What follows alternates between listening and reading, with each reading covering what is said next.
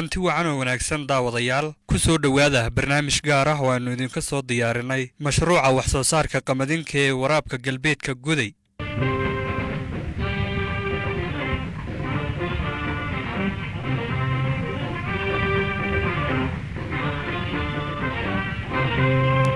malaayiin lacag ah ayaa kaga baxda dalkan Itoobiya sanad walba qamadinka dalka dibadiisa lagala soo dego. Haddaba si looga kaaftoomo kharashaadkaasi faraha badan waxa uu dalku qorshe u qaatay in dalka gudihiisa laga beero qamadin si loo hirgeliyo damaanad qaadka cuntada iyadoo laga faa'iideysanayo kheyraadka webiyada ee uu dalku leeyahay iyo sidoo kale dhulbeereedka dihin ee ku habboon wax soo saarka beeraha. Deegaanka Soomaalidu waxa uu ka mid yahay deegaanada qorshe ahaan loo qaatay in laga beero qamadinka si loo gaadho isku filaansho dhanka damaanad qaadka cuntada ah.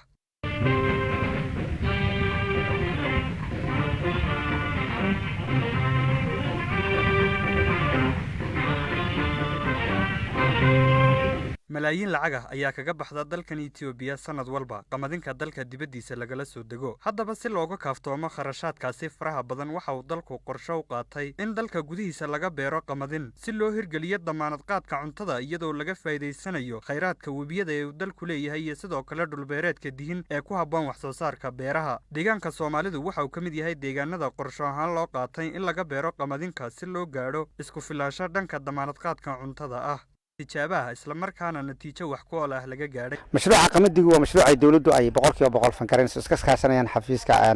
xarunta cilmi-baarista ee heer deegaan iyo xafiiska horumarinta waraabka iyo dooxooyinka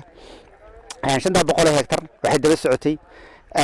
sanadii hore ayaa qamadida halkan lagu tijaabiyay iyo koonfurta Guday taasoo natiijo wax oo kooray ka soo hoyatay si natiijadii sanadii hore loo soo hoyatay loo sii wado bulshada loogu sibilaayaa sanadkan waxaan u qaadanay galdaladii sanadii hore iyo casharada ka badarnay annaga oo ka gaashaamanayna inaan si fiican ugu diyaar garow si mashruuca qamadida aanu si fiican ugu beeri lahayn waxaan ku beeray kaliya mashruuca West Guday 500 hektar baa tabcan 500 qayb waxa inta badan gacanta haysta cilmi-baarista qaybna bulshada ayaa iska leh waa mashruuc wali tijaaba si loo ogaado in dhulkan ay qamadidu 100% ugu baxayso si mataqaana ay bulshadu ay uga faa'iideysato si aan uga maarnay iyadana raashinka dalagga ee qamadida lacagta badan naga baxdo taasoo aragtaan inaan ku guuleysanay sanadii hore iyo sanada markii la isbarbar dhigo sanadan ay aad iyo aad xagga performance-ga iyo mataqaana iyo natiijada aad uga fiican tahay waxaan rajaynayaa in sanadada soo socda iyagana aynu si fiican sidan si ka fiican oo naga diyaar garoobi doono.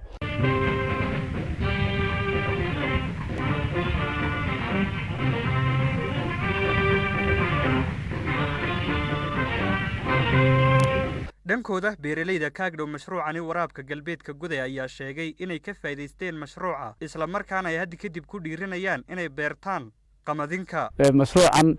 horta waxaan ku mahadinaynaa dawladdii mashruucan kolka hore noo soo diiday webiga noo xidhay yaan mahad aad ugu celinaynaa. wax fiican oo noo taraaya maartay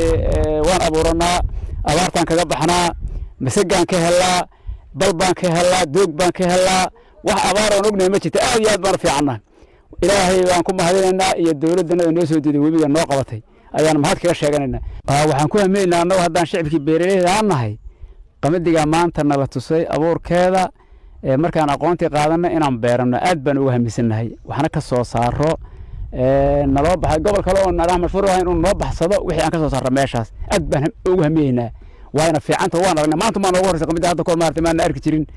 marka saas weeyaan aad baan uga hameynaa inaan qamadiga maartay inaan beero hadda eega laga bilaabo maanta laga bilaabo wixii ka dambeeya inaan beero aad baan uga hameynaa. meeshan beerta waa ujeedaa macnaha siday u beeran tahay ama siday tahay aad iyo aad baa mataqaanay ay fiican tahay. halkan waxa weeyaan xafiiska waraabka ayaa noo diyaariyay dhulkan halkan waxaa la yiraahdaa BC2 780 hektar buu kanaalkan waraabiyaa hadda kan agteena xagga 8 kanaal baa wacta xaggana 8 kanaal baa wacbisa dhulbeereed ballaaran oo fiican baa ku yaala dalag badan oo kala gedisanna waa laga goynaya. mashruuca wuxuu ku soo kordhiyay nolol wanaagsan sababtoo ah meeshan meel ay gubo iska bannaan bahayd kanaaladii bay jeexeen tashiiridii ilaa filiyadii beeri calafyadii baa la geliyey siidkii waa bixiyeen wixii macnaha maskaxaana ee gubaabaha beerta sidii ay ku socon lahaydna way dardar geliyaan way sheegayaan. marka qofku kolku kaalmaati haysto ayuu wax qabsan karaa. marka anaga noloshan aad aragtaan iyo beertan ku tirsan xagga dawladda oo garab istaaga ayaan ku beeranaynaa minnihin dad keliya isagu meel isku abaabulay beerta ku soo saartay kolley maadaama hadda ka hor aanan aqoonin dee waa barta kaan haddaan fahmaynaa waa ilaa sana horun bay noo imaatay marka iyadana midhaha ka go'a awal hore waddan qabadi kama goynin dee tijaabadii baa lawaayo waa lagu guulaysan doonaa insha allah iyadana marka waa kolkii lagu guulaysto waan beeraynaa iyadana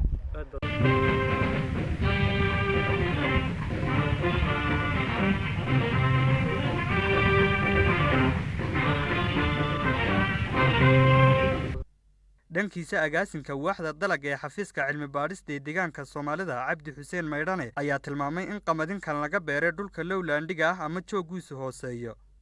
ee tijaabada ah si buuxda loogu guuleystay tusaale fiican oo noqon karo inay beeralaydu ku dhiiradaan wax soo saarka qamadinka sidaan wada ogsoonnahayba kilalka Soomaalidu ilaahay wuxuu ku manaystay khayraad badan ku manaystay oo webiyo badan mid kale dhul balaaran oo lowland area oo flat oo aad u balaaran sanadkii hore waxaan beernay 2,000 oo hektar haddana waxaan beernay 500 oo hektar oo lowland wheat variety-ga irrigated wheat-ka 500 hektar hadda meel fiican buu marayaa tani waxay tustay waxay soo jiidatay dadyo badan iyo soo jiidatay infrastructure bay soo jiidatay beerladii bay soo jiidatay waxay ogaadeen in uu soo saari karo kilka Soomaalidu soo saari karo qamadi inay soo saari kale ogaadeen moral bay u heleen marka inay soo saaraan kulli natiijada waxa laga filax fiican baa laga filayaa waxaan rajaynaynaa 5 hektarkii 35 ilaa maayo 40 kintal inaan halkii hektar baan ka helno ayaan rajaynaynaa kulli wax fiican baan ka rajaynaynaa kulli waxaan oran karaa waa isku day fiican waa bilow fiican baan oran karaa halkaas laga seexan qaadi karaa oran karaa hadii tan lagu sii wado waxaan oran karaa waxa la shafini karaa ama laga marmi karaa waxyaalihii dibadda laga soo dhoofsan kara laga maarmi karaa waxaanu samayn karnaa markaan helno wax soo saarana helno waxaan samayn karnaa warshadaan yeelan karnaa wadanku markuu uu yeesho raw material wax soo saar yeesho ka bacdi warshadu yeelanaya ka bacdi warshadu waxay helayaan waxay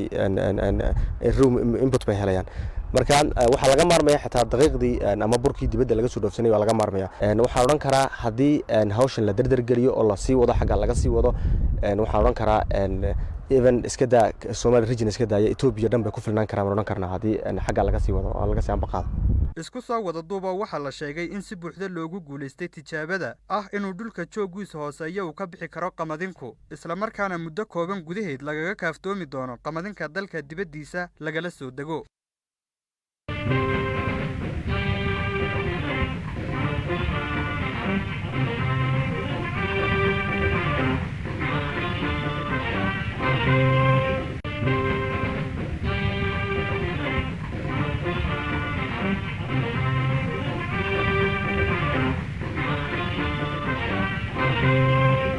guud ahaan daawadayaal intaas ayaanu ku soo afmeeraynaa barnaamijkeenii gaarka ahaa barnaamijka waxa idinla socodsiinaya anigoo Xamdi Maxamuud intaynu barnaamijkan oo kala mid hawada dib ugu kulmi doono waxaan idinkaga tagaynaa sidaas iyo nabadgelyo